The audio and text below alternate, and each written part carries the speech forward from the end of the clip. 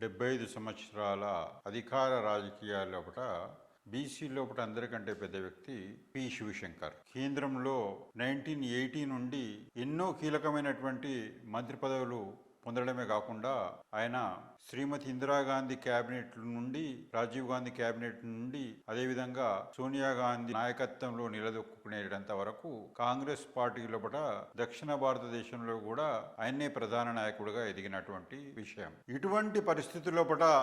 అధికార మార్పిడి కొరకు ఏవైతే రాజకీయ ఎత్తుగడలు, ఒకవైపు చంద్రబాబు నాయుడు, మరోవైపు కాంగ్రెస్ పార్టీ చేస్తున్నటువంటి పరిస్థితుల లోపల తెలంగాణ ఉద్యమం అనేటటువంటి ఉధృతంగా ఉన్నటువంటి నేతృత్వం లోపల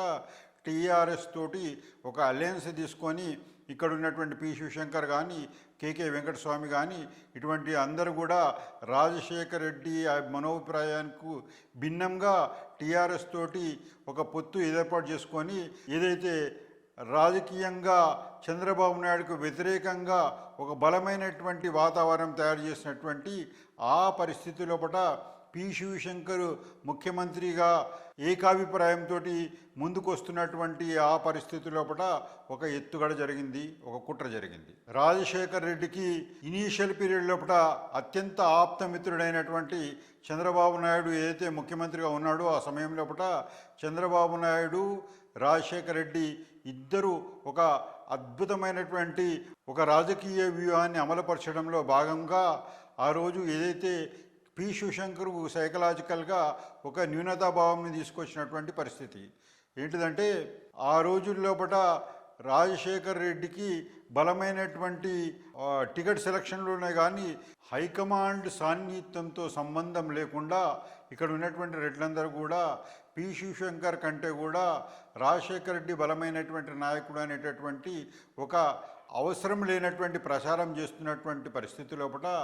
సైకలాజికల్గా ఒక ఇన్ఫీరియారిటీ కాంప్లెక్స్ ఏదైతే క్రియేట్ చేసినారో ఆ ఇన్ఫీరియారిటీ కాంప్లెక్స్లో ఉన్నటువంటి పరిస్థితి లోపల ఒక అర్ధరాత్రి పూట చంద్రబాబు నాయుడు ముఖ్యమంత్రిగా ఉన్నటువంటి ఆ పరిస్థితి లోపల చంద్రబాబు నాయుడు ఆయనను అర్ధరాత్రి ఇన్వైట్ చేయడము, ఇన్విటేషన్ లోపల ఉన్నటువంటి ఆంతర్యం కానీ కుట్ర కానీ అర్థం కాక ఆయన దాన్ని స్వీకరించి చంద్రబాబు నాయుడు పిలుపుకు ప్రతిస్పందనగా అర్ధరాత్రి 2 గంటలకు ఆయన ఇంటికి పోయేటటువంటి ప్రయత్నం చేయడం లోపల భాగంలో బయటకు వెళ్ళిన క్షణం నుంచి చంద్రబాబు నాయుడు ఇంటికి చేరుకునేటంత వరకు టీవీ కెమెరాలన్నీ కూడా ఆయన పైన పెట్టి ఆయన చంద్రబాబు నాయుడు ఇంటి లోపలికి చేరుకున్న తర్వాత ఆ విషయాన్ని మొత్తము ప్రెస్ లోపల అర్ధరాత్రి మొత్తము టెలికాస్ట్ చేయడం కారణంగా పి శివశంకర్ అనేటటువంటి వ్యక్తి ఏదైతే ముఖ్యమంత్రిగా అనివార్యంగా రావాల్సినటువంటి వ్యక్తి చంద్రబాబు నాయుడుతో మిలాఖత్ అయ్యాడనేటటువంటి ఒక వార్త దావానలంగా వ్యాపించడం అనేటటువంటి ఒక వార్త ద్వారా పి శివశంకర్ ముఖ్యమంత్రి అయ్యేటటువంటి అవకాశము కోల్పోవడమే కాకుండా రాజశేఖర రెడ్డి ముఖ్యమంత్రి కావడానికి అవకాశం సుగమమైంది. ఏదైనా కారణాల వల్ల తను అధికారంలో కోల్పోతే తన మిత్రుడైనటువంటి రాజశేఖర్ రెడ్డిని ముఖ్యమంత్రిగా చేయాలనేటటువంటి ఒక పరస్పర రాజశేఖర్ రెడ్డి, చంద్రబాబు నాయుడు పాత మిత్రత్వం కారణంగా ఏర్పడినటువంటి ఈ కుట్రలో భాగంగా పి శివశంకర్ ముఖ్యమంత్రి పదవిని కోల్పోయాడు. ఈ విషయము నెక్స్ట్ డే పేపర్లలో అదేవిధంగా టీవీలో నాన్ స్టాప్గా టెలికాస్ట్ కావడం కారణంగా అది రాష్ట్రాంశము, జాతీయాంశంగా మారి సోనియా గాంధీ దృష్టి లోపల